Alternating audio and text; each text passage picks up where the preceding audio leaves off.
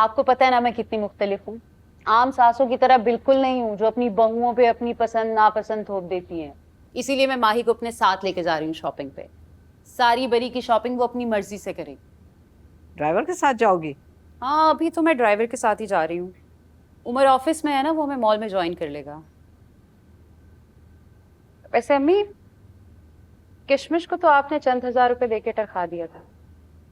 बरी का सूट भी उसने अपनी ही जेब से खरीदा था।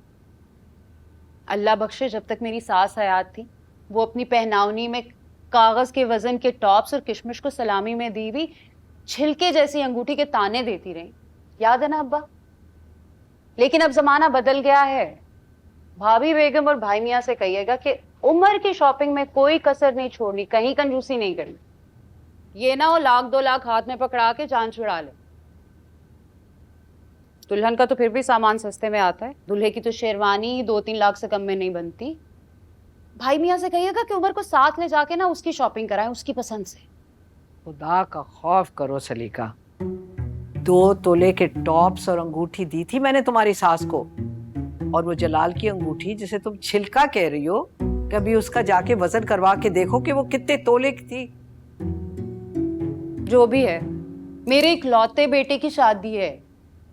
किशमिश के साथ आपने जो भी किया सो किया, लेकिन उमर को दामाद वाली इज्जत दिलाइएगा। अच्छा चलो, तुम्हारी सारी ख्वाहिशें हम पूरी कर देंगे, मगर जेवर में तुम क्या चढ़ाओगी माई को? तुम्हारी इज्जत का सवाल है।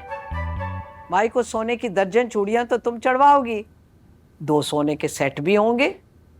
भाई मैं तो कहती हूँ कि अगर टीका नथ और झूमर भी सोने का बनवा लो तो अच्छा रहेगा, तुम्हारी ही इज्जत बड़ी होगी। और आखिर उमर अकलौता बेटा है।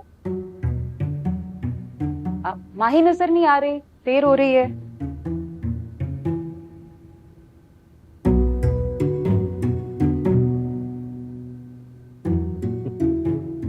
दामन पे कोई छींट न खंजर पे कोई दाव। तुम कत्ल करो हो कि करामात करो हो। ए हटे।